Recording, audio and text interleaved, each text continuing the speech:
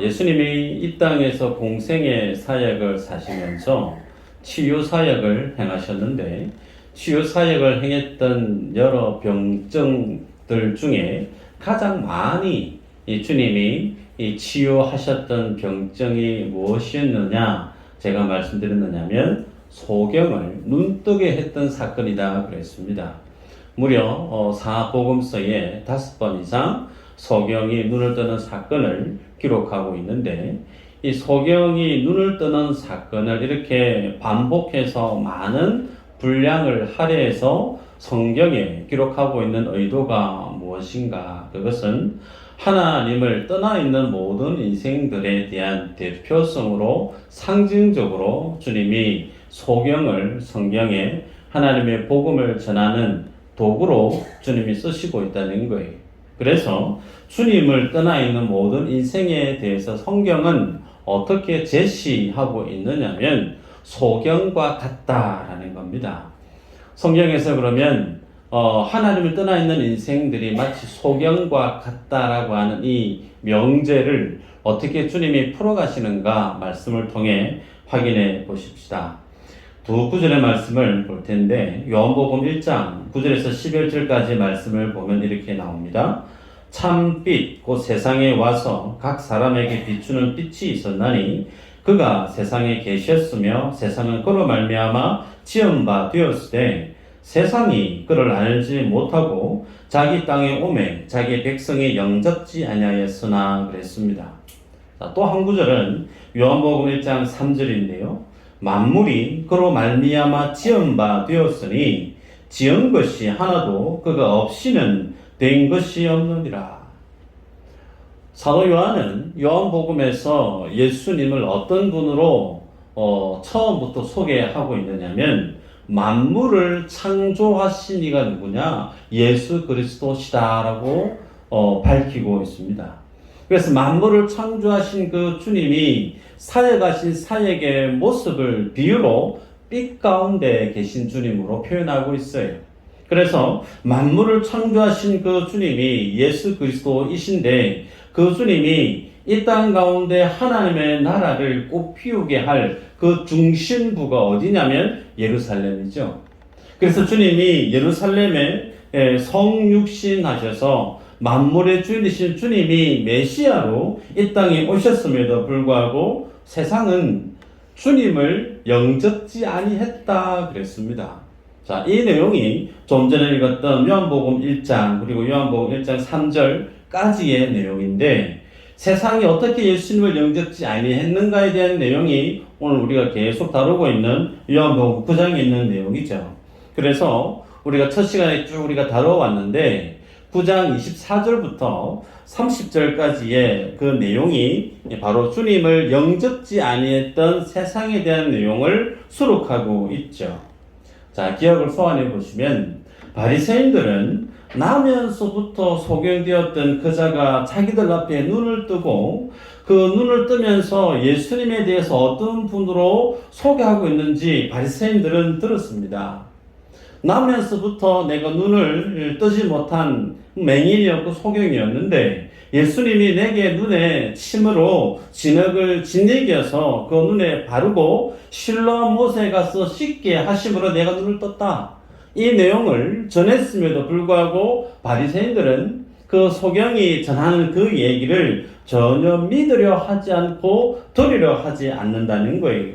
그래서 27절에 보면 대답하되 내가 이미 일렀어도 듣지 아니하고 어찌하여 다시 듣고자 하나이까? 당신들도 그의 제자가 되려 하나이까? 나면서부터 소경되었던 그자는 보지도 못한 채 예수님의 음성만을 듣고 순종해서 예수님의 말씀을 의지해서 진흙을 눈에 바르고 실로암 못에 가서 씻어서 눈을 떴단 말이에요. 자기는 눈도 없이 못 보는 상황에서 자기 몸을, 자기 눈을 깨끗게 치유하신 그 주님이 정말 하나님께서 보내신 메시아인 것처럼 고백하고 있는데, 자기 눈앞에 뜬 눈으로, 그리고 종교 지도자들이라 불리는 바리새인과 많은 종교 지도자들은 예수님이 하나님의 사람이라는 사실을 자신의 삶이 증언하고 있음에도 불구하고 그 얘기를 직접 듣고 있는 바리새인과 종교 지도자들은 자기가 전하는 예수 그리스도에 대해서 알지를 못하는 거예요. 알지 못한 수준을 뛰어넘어서 자기가 하는 그 말을 믿으려 하지도 않는다는 거죠. 그래서 상당히 이상하다, 참 답답하다, 그런 어떤 뉘앙스로 9장 27절의 말씀을 하고 우리는 지나갔죠.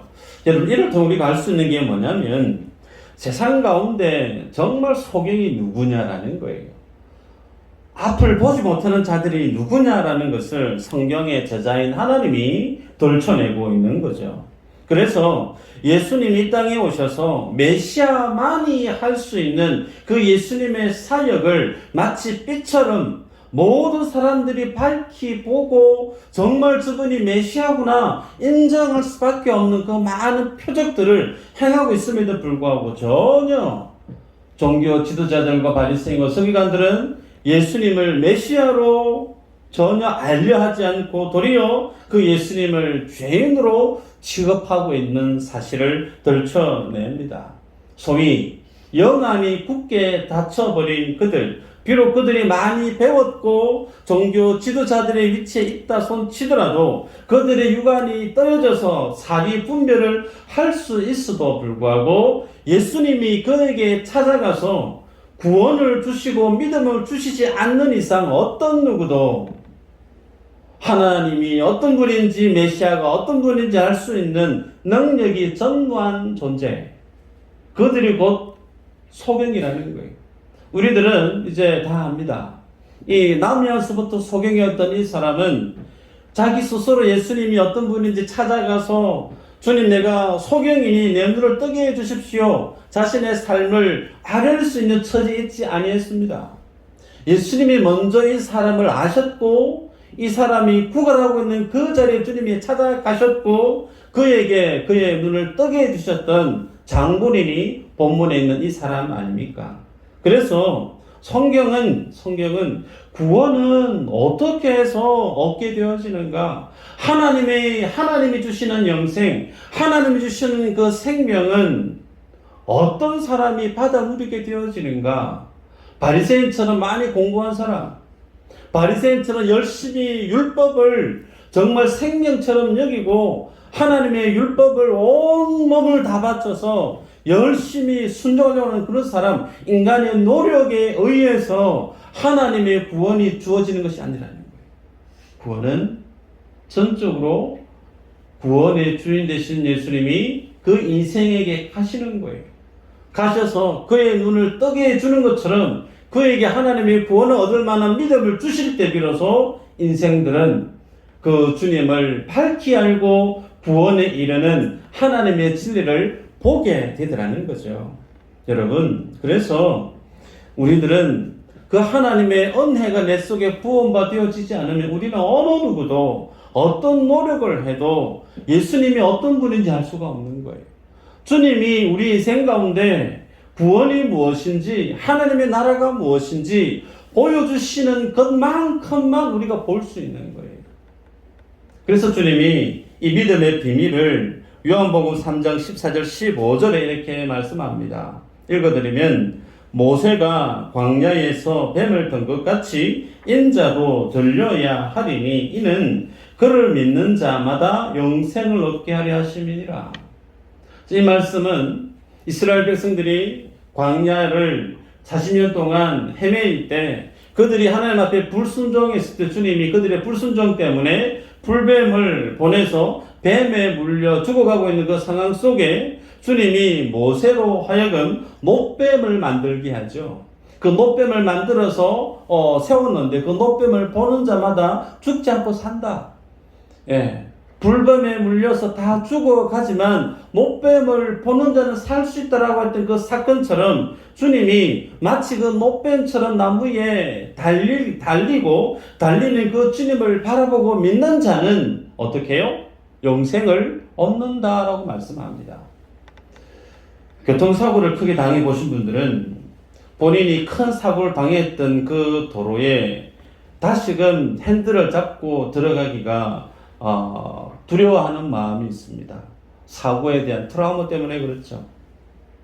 그래서 시간이 훌쩍 지나도 정말 무섭고 끔찍했던 그 사건의 순간이 기록되어 있었던 기억하고 있는 그 사고 지점을 들어가게 되어지면 그때 아찔했던 사고의 그 순간이 생생히 기억으로 소환이 되죠. 무슨 얘기냐? 내 사랑하는 남편이 자식들이 불뱀에 물려 죽었단 말이에요. 뱀 하면 그 불뱀에 물려 신음하다가 죽어가는 식구들의 모습을 본 사람은 뱀 하면 경기하듯이 두려워하고 정말 그 뱀은 보고 싶지 않다는 거예요. 그런데 웬일로 하나님이 그들에게 구원의 길을 무엇으로 제시하느냐면 물려 죽어갔던 뱀의 모양으로 주님이 노뱀을 만들라고 하셨어요. 그러면서 그것을 보는 자는 산다 라고 주님이 말씀을 하셨단 말이죠. 그러면 여러분이 생각해 보실 때 어느 누가 내 남편이 내 자식이 죽어가게 만들었던 정말 보기 싫은 그 뱀을 열망하는 것처럼 간절한 마음을 갖고 그 노뱀을 바라볼 사람이 누가 있겠냐는 거예요. 그 사실을 주님이 십자가 위에서 그대로 행하십니다. 주님이 십자가에 달려 돌아가시죠. 돌아가시기 전에 제자들과 만찬을 가지시면서 주님이 십자가 칠 것을 얘기하셨을 때 베드로 사도는 나는 절대 예수님 버리지 않습니다. 도망가지 않습니다. 내가 죽음의 자리 갈지언정 절대 주님 부인하지 않겠습니다. 호언장담했던 베드로를 비롯한 많은 제자들, 예수님이 십자가에 달려 돌아가실 때 그 주님 곁에 죽음의 그 순간을 지킨 제자가 한 명이라도 있었던가요? 없었어요. 다 떠나가 버렸습니다. 예수님이 야 죽든 말든 어떻게 돌아가시든 말든 내 살고 싶어서 그 나무에 달려 돌아가시는 주님 다 외면하고 배반하고 도망가 버렸단 말이에요. 주님이 공생의 사역을 시작할 때 세례 요한이 얘기합니다. 보라, 세상 죄를 지고 가는 하나님의 어린 양이로다. 세례 요한이 예수님에 대해서 증언합니다. 예수는 메시아다. 그 메시아는 대속의 죽음을 짊어지고 땅에 오신 하나님의 어린 양이다. 그래서 예수님이 십자가에 달려 돌아가시는 그 죽음은 그냥 주님이 종교 지도자들에 의해서 억울하게 죽어가는 그런 죽음이 아니라 모든 하나님의 구원하심을 덧입을 모든 구원을 입을 인생들 살려내기 위해서 주님이 대속의 죽음으로 죽으시는 죽음이라는 사실을 세례 요한이 밝히고 있음에도 불구하고 그 주님이 죽으시는 그 순간 그 곁을 지킨 주님의 제자들은 한 사람도 없었다는 거예요. 의인은 한 사람도 없더라. 그 말씀이 응해진 겁니다.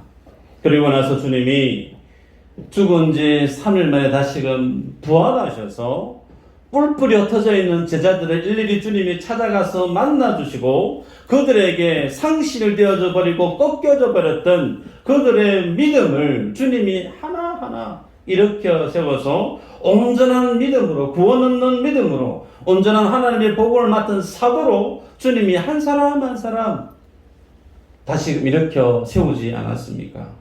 영생은 구원은 어떻게 얻는가? 주님이 주시지 않으면 불가하다는 거예요. 믿으시길 바랍니다. 내 노력 여호와 상관없이 주님이 내게 오셔서 영생에 이르는 믿음을 은혜를 주시지 않으면 답이 없는 거예요. 여러분, 사도 요한은 요한복음 1장 12절에서 13절에 하나님의 자녀가 되는 길을 이렇게 기록합니다. 한번 읽어볼까요? 네, 시작. 영접하는 자하고 그 이름을 믿는 자들에게는 하나님의 자녀가 되는 것을 주셨으니 이는 혈통으로나 육종으로나 사람의 뜻으로 나지 아니하고 오직 하나님께로부터 난 자들이니라. 혈통이 아니래요. 혈통이.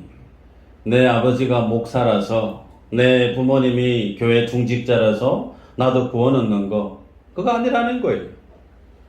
육정으로 되지 않는다. 나의 최고의 열심으로 의지로 열심히 공부해서 하나님의 구원에 이를 수 없다는 거예요. 사람의 뜻으로도 되지 않는다라고 말씀하고 있어요. 오직 하나님의 구원을 얻는 그 길은 하나님께로부터 난 자, 소위 하나님께서 창세 전부터 구원하시기로 예정한 하나님의 자녀들 그들에게 주님이 선택적으로 은혜를 부어 주실 때만이 그들이 하나님을 알게 되고 구원을 얻게 되어진다. 그렇게 우리에게 선언합니다. 자, 여러분, 그래서 오늘 본문 가운데 주님은 바리새인과 이 소경의 경우를 대조해서 드러내 보이고 있습니다. 바리새인들은 열심히 율법을 붙들고 살아가지만 그들이 알아야 될 메시아가 그들 눈앞에 있음에도 불구하고 그들은 영접지 아니했어요. 그러나 이 소경은 주님이 어떤 분인지를 알았습니다. 그래서 그는 구원에 이르는 믿음을 지니게 되었죠. 자, 그러면 구원에 이르는 믿음을 지닌 사람은 그러면 어떻게 그 삶의 변화가 구원에 대한 증거가 드러나는가 보도록 할까요? 39절에 예수님이 이렇게 말씀합니다. 예수께서 이르시되 내가 심판하러 이 세상에 왔으니 보지 못하는 자들은 보게 하고 보는 자들은 맹인이 되게 하려 함이라 하시니. 자, 말씀을 포인트가 뭐냐면 예수님이 뭐하러 오셨다고요? 심판하러 오셨대요. 이 심판이 다른 말로 대체하면 복음이라는 거예요. 복음은 하나님이 주시는 구원과 직결되어져 있습니다. 그래서 주님이 이 땅에 오신 목적을 세상을 구원하러 오셨다고 말씀도 하시고 또 한편으로는 세상을 구원하는 그 일은 세상을 심판하는 것과 같다는 거예요. 그러면 그 주님이 세상을 구원하시고 세상을 심판하시는 그것을 무엇으로 풀어가고 있느냐면 소위 보는 것으로 기록하고 있습니다. 보는 것. 그래서 보지 못하는 자들에게 보게 하는 거, 이게 구원이라는 거예요. 소위 나는 본다, 나 볼 줄 안다, 잘 본다, 볼 줄 아는데 그들로 하여금 보지 못하게 만드는 것이 심판이라는 거예요. 그러기에 예수 믿는 사람이 구원을 얻었고 영생을 소유했다라고 하는 것은 주님이 오늘 말씀 속에 보는 것으로 설명해 가시는데, 그러면 구원받은 하나님의 백성은 뭘 볼까요? 오늘 말씀의 포인트입니다. 여러분, 보다라고 하는 이 말은 헬라 말로 블레포라고 하는 말이에요. 말 그대로 우리의 눈으로 사물을 보는 거예요. 사물을 보게 되어지면 그 다음에는 어떤 과정이 내 안에 정립되어지느냐면, 아, 이거는 컵이구나. 색깔이 푸르스름한 컵이구나. 알게 되죠. 그 컵 안에 물이 어느 정도 들어있는지 내가 알게 돼요. 그래서 블레포라고 하는 보다라는 말 안에는 내가 알다라는 뜻이 있습니다. 내가 인지한다라는 뜻이 그 안에 있습니다. 그래서 사도 바울의 예를 들어보면 그가 예수님을 가장 핍박했던 인생인데, 그렇게 주님을 핍박했던 그가 주님을 만나고 나서 뭘 본대요? 뭘 보았는가? 말씀을 보면 고린도후서 5장 16, 17절에 이렇게 기록합니다. 그러므로 우리가 이제부터는 어떤 사람도 육신을 따라 알지 아니하노라. 비록 우리가 그리스도도 육신을 따라 알았으나 이제부터는 그같이 알지 아니하노라. 그런즉 누구든지 그리스도 안에 있으면 새로운 피조물이라. 이전 것은 지나갔으니 보라 새 것이 되었도다. 보라 새 것이 되었도다. 보는 것에 대해서 사도 바울은 어떻게 이해하고 있느냐면, 이전에는 육신을 따라 모든 사물들을 봤다는 거예요. 세상의 기준에 따라서, 육신의 요건에 따라서 사람을 보고 세상을 보고 그렇게 규정했었다는 거예요. 그런데 내가 예수님을 만나고 나서 구원을 얻고 나서는 저는 이전에 내 육신으로 세상을 바라봤던, 내 육신으로 사람을 이해했던 그 관점, 그 기준으로 사람을 보지 않고 하나님 안에서 새로운 피조물로 내가 본다라고 사도 바울은 고백하고 있습니다. 소위 내가 예수 믿고 구원받았다라고 하는 그 사람은 세상을 어떻게 보느냐면 예수 그리스도라고 하는 안경을 쓰고 세상을 보기 시작하더라는 거예요. 무더운 여름에 선글라스를 착용하잖아요. 어제 붕어빵 전도를 하는데 어느 이쁘신 분이 선글라스 이쁘게 끼셨어요. 괜찮았어요. 여러분, 선글라스를 끼면 세상이 어떻게 보이죠? 선글라스를 낀 색깔로 보이죠. 거기서 벗어날 수 없습니다. 내가 선글라스를 착용하고 있는 한 내가 선글라스를 착용한 그 색깔을 벗어날 수가 없어요. 소위 내가 예수님을 믿어서 구원받은 하나님의 사람이면 나는 이전에는 예수님과 무관하게 내가 보고 싶었던 나의 가치관, 나의 세계관으로 사람을 보고 평가하고 해석하고 규정했지만 내가 예수님을 만났고 구원받았다라고 하면 나는 예수 그리스도의 십자가의 렌즈를 착용하고 그 십자가 안에서 보여지는 스펙트럼 안에서 모든 사물들을, 세상을, 사람을 이해하고 받아들인다는 거예요. 그래서 여러분, 예수님을 만나기 전에는 원수는 어떤 존재였냐면 미워해야 될 사람, 싫어해야 될 사람, 원수는 내 원수 받은 대로 갚아야 될 사람으로 내 속에 이해되어졌다면 성경은 뭐라고 얘기하죠? 예수님을 만난 사람은 그 원수를 뭐하라고요? 원수를 사랑하래요. 내 힘으로 원수는 못 사랑합니다. 내가 감정이 있는 사람이기 때문에. 저 사람이 나의 인생 속에 해를 입힌 것이 얼마나 많은지 내가 똑똑히 기억하고 있기 때문에 그 아픈 기억을 지니고 있는 나는 원수를 사랑하려고 해도 못해요. 그런데 할 수 없는 걸 주님이 하래요. 방법이 뭐죠? 내가 이전에 알아봤던 내 육신의 이전에 주님과 상관없이 살았던 세계관과 가치관으로 바라보지 않고 내가 예수의 생명을 지닌 하나님의 자녀면 예수 그리스도의 십자가라고 하는 안경을 쓰고 그 사람을 바라보게 되어지면 그 원수조차도 어떤 사람으로요? 야, 참 불쌍한 사람이구나. 사랑해야 될 사람이구나. 용서해야 될 사람이구나. 그렇게 내 안에 이해되어지고 그 사람에 대한 내 감정이 그렇게 보이는 대로 판단하고 행동하게 되어진다는 겁니다. 그러게 여러분, 예수님 만난 사람은, 구원받은 사람은 어떤 사람이냐면 볼 줄 아는 사람이에요. 무엇을 보느냐? 예수 그리스도의 십자가로 다른 사람을, 세상을 볼 줄 아는 사람이에요. 여러분, 기독교는 세상을 바꾼 종교입니다. 313년에 콘스탄틴 황제가 기독교를 박해했던 로마에서 오히려 로마의 국교는 이제 기독교다라고 선언해 버렸습니다. 그 이전에 예수 믿던 많은 초대교회 성도들은 사자의 밥이 되거나 팔다리 묶여서 갈갈이 찢겨 죽거나 혹은 이사야 선지 같은 경우에는 톱으로 사람이 펴져서 두동강이 나서 죽거나 단두대에서 목이 떨어져서 죽거나. 그런데 그 기독교가 핍박받던 기독교가 로마를 정복했어요. 그러면 그 대제국 로마를 무너뜨린 기독교의 저력, 그 파워는 어디에 있었을까요? 힘을 규합하고 물리적인 힘을 세상 가운데 드러내 보여서 로마의 정권을 전복시키느냐, 그거 아니죠. 기독교의 정신은 내 눈 안에 있는 덜보를 먼저 빼라는 거죠. 내 눈 안에 있는 덜보를 먼저 빼고 난 이후에 앞에 있는 사람의 티끌에 대해서 이렇게 공저렇게 말할 수 있는 거예요. 기독교의 정신은, 기독교의 능력은 어디에 있느냐면 물리력을 동원해서 세상을 바꾸고 변형시키고 운동을 펼치고 여기 있는 것이 아니고 내가 예수 그리스도 안에서 내 스스로 내 안에 예수의 사람으로 변화되어져 갈 때 비로소 내가 주님 안에 변화된 그 믿음의 능력이 세상을 바꾸는 데 있습니다.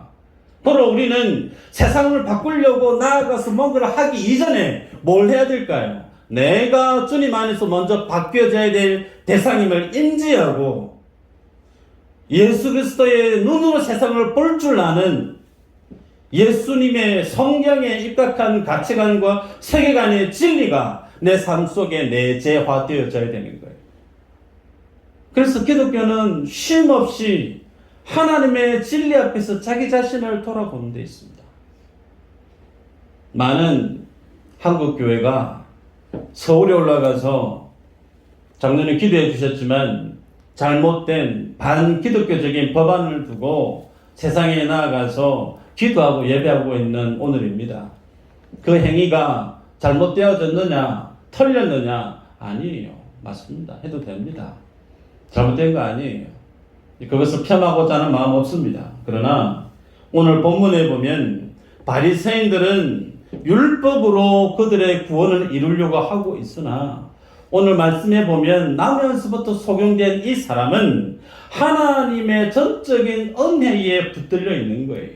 그래서 주님이 보여주시는 만큼 보게 되어졌을 때 그 주님 앞에 믿음의 시각으로 세상을 보는 것으로 그는 구원이 뭔지에 대해서 우리에게 비춰줍니다. 내 구원에 주를 향한 나의 믿음의 방향성이 어떠해야 되는지에 대해서 조명하고 있다는 거예요. 바라기는 하나님께서 여러분들의 영안을 여시고 마음문을 여시고 정말 이전에는 보이지 않던 그 하나님의 나라를 볼 줄 아는 믿음의 은혜가 임하기를 주의 이름으로 축복합니다. 이 영안을 주님 우리에게 허락해 주셔야만이 비로소 우리가 세상을 제대로 볼 줄 압니다. 주님이 내게 주시는 영안이 내 속에 감겨져 있게 되어지면 우리들은 육신의 눈으로 세상을 볼 수밖에 없어요. 아무리 내가 교회를 오래 다녔다 손치더라도 하나님이 내게 주시는 믿음의 영안을 주시지 않으면 우리들은 세상 사람들이 생각하는 모양대로 그렇게 삶의 모습대로 그렇게 살아갈 수밖에 없다니까요. 세상을 잘 봐야만이 우리가 주님께 살아내야 될 이 믿음의 인생이 값지게 살아낼 수가 있어요. 허비하지 않고. 두 번째로 주님 앞에 구원의 은혜를 경험한 인생이 또 무엇을 보게 되어지는가? 로마서 7장 23절 24절 한번 볼까요? 읽어보십시다. 시작.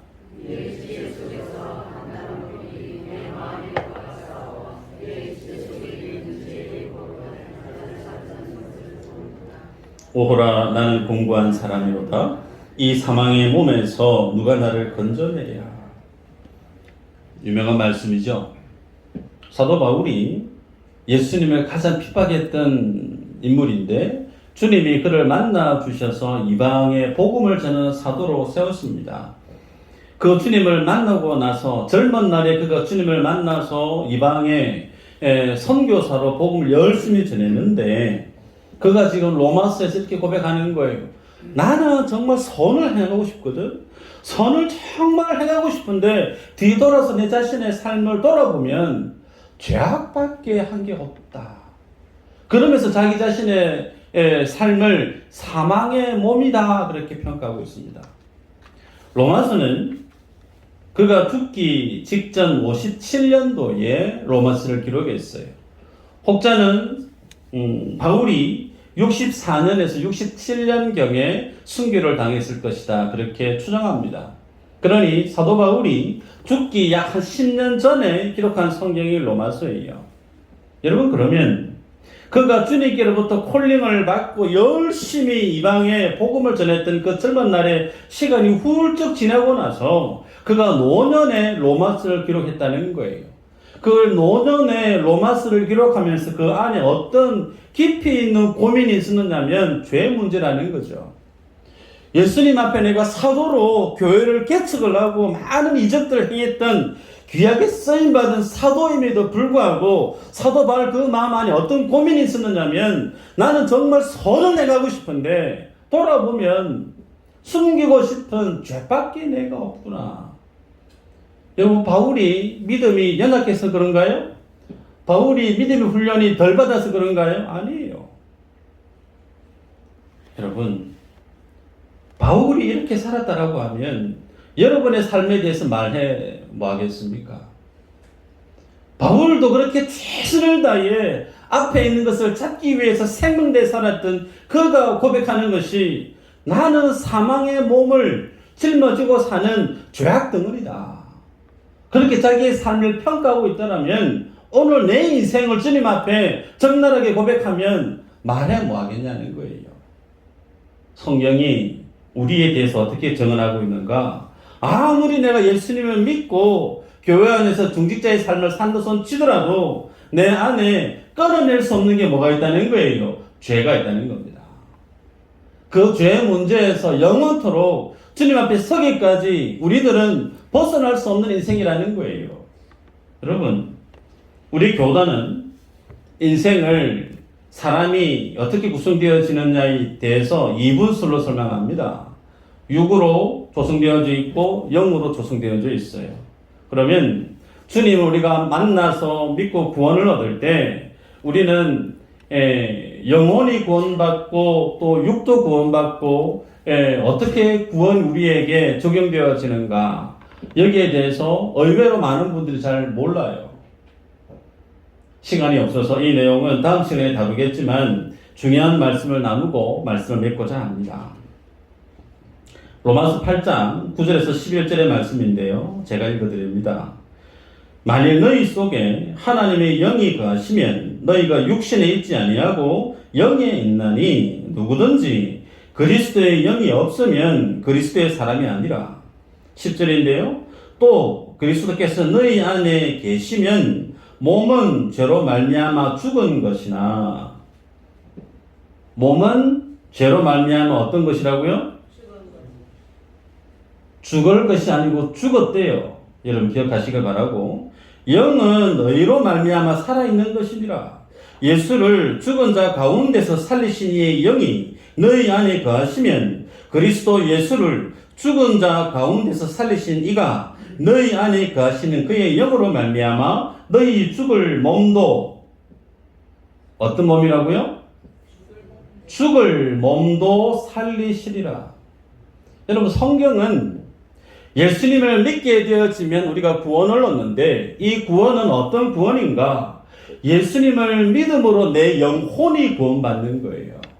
그럼 내 육신은 어떻게 되어 있어요? 방금 읽었죠? 내 육신은 죽었대요. 성경은 이미 죄 가운데 있는 육신은 죽은 몸이고, 그리고 좀 전에 읽었던 11절 하반부에 보면 너희 죽을 몸, 미래형으로 죽을 몸이래요. 유명한 원로 여배우분이 이번 주에, 지난주에 돌아가셨잖아요. 충격이 다 큰데요. 성경은 우리의 구원에 대해서 이렇게 얘기합니다. 예수님을 믿게 되어지면 내 영은 주님을 믿음으로 주님과의 관계가 회복되어져서 구원을 얻으나 내 육신은 이미 죽은 몸이라는 거예요. 죽은 몸이기 때문에 내 안에 뭐가 계속해서 솟아나느냐면 죄의 소욕이 끊임없이 일어나는 거예요. 그럼 이 죽은 이 몸은, 그리고 완전히 죽을 이 몸은 어떻게 되어지는가? 주님 이 땅에 오셔서 재림하실 때 모든 인생이 부활을 합니다. 그 주님의 영화로운 몸으로 부활되어질 때 비로소 우리의 몸도 예수님의 몸처럼 영화롭게 새롭게 거듭나는 거예요. 여러분, 이 사실을 우리가 알게 되어지면 무엇을 보게 되어지느냐면, 사도 바울이 고백하는 것처럼 나는 선을 행하고 싶은데 돌아보면 죄밖에 없구나. 이 사망의 몸에서 누가 나를 건져낼까? 전에도 그런 말씀을 드렸죠. 이 사망의 몸이라고 하는 것은 로마의 형법 중에 고문하는, 죽이는 어떤 사형 제도 중에 죽은 시신을 사람의 몸에 옮는 거예요. 그럼 그 죽은 시신이 썩어갑니다. 몸에서 애벌레가 기어나오고 그 독한 악취가 자기 몸에 그대로 배입니다. 그래서 죽은 시신이 썩어가는 것처럼 나도 그렇게 묶여서 같이 죽게 만드는 사형 제도예요. 사도 바울은 자기 안에 내가 구원받고 나니까, 하나님의 은혜를 보고 나니까 내가 그런 존재라는 사실을 보게 되었다는 거예요. 이 죄 문제를 벗어날 수 없는, 이 죄 안에 날마다 하나님이 기뻐하지 않는 죽어 마땅한 죄가 내 속에 넘쳐나는 것을 본인 스스로 인정하고 나는 이 사망의 몸에 매여 있다 고백한 거예요. 그러면 그 사망의 몸에 매여 있는 인생이 무엇만 바라보게 될까요? 이 사망의 몸에서 벗어날 하나님의 나라에 갈, 하나님의 영원한 나라만 바라보게 되어지는 거예요. 또 하나, 이 사망의 몸에서 날마다 호흡하는 것처럼 토해내는 것이 죄밖에 없는 이 죄를 주님이 날마다 용서해 주시고 있는 대속의 은혜 앞에 서게 되어질 때 자랑할 것이, 붙들 것이 그 주님의 십자가의 보혈 은혜 외에 아무것도 없다는 거예요. 그래서 사도 바울은 오래 사는 거 원하지 않는다. 하나님 나라 빨리 가는 것이 나는 더 원하는 것이다. 여러분, 예수 그리스도를 만난 인생은 이 고백을 합니다. 예수의 생명을 지닌 자는 이 세상에 내가 정말 붙들어야 되고 교회 와서 목청 높여가면서 열심히 부르짖어야 될 기도의 내용이 뭔지 분명해지고 선명해집니다. 죽어 냄새나는 시신 덩어리를 아무리 금을 붙이고 다이아몬드를 붙이고 좋은 옷을 입힌들 하나님께 바라보실 때 그것이 무슨 의미가 있겠어요? 공동묘지에 아무리 좋은 것을 데코레이션을 한들 그 밑에는 죽어 가루가 되어 있는 흙밖에 더 있겠습니까? 소망이 뭘까요? 성도가 세상 속에 살면서 소망이 뭘까요? 예수님의 나라, 그 예수의 십자가 은혜, 그거 외에 없다는 거예요. 이 한 주간 여러분이 내가 예수님을 믿어 구원받은 주의 자녀가 맞다, 아멘이 되어지고 확신하시면 두 가지를 기억하십시다. 내가 봐야 되겠다는 거예요. 예수의 눈으로, 예수님의 십자가의 눈으로 세상을 바라보고 사람을 바라보고 그 주님의 시선으로 세상을 평가할 수 있는 믿음의 능력을 지니셔야 돼요. 또 하나, 다른 사람에 있는 눈에 있는 틱을 찾으려고 하지 마시고 내 자신을 깊이 돌아보시길 바랍니다. 사도 바울이 자기 자신을 사망의 몸이라고 평가하지 않았습니까? 하물며 나는 그보다 더하면 됐지 덜할 리가 없을 거 아니에요. 내 자신의 허물을 깊이 돌아보시고 주님의 그 십자가 앞에 한 주간도 죄를 이기고 세상을 이기는 모든 여러분들 되시기를 주의 이름으로 축복합니다. 기도합니다.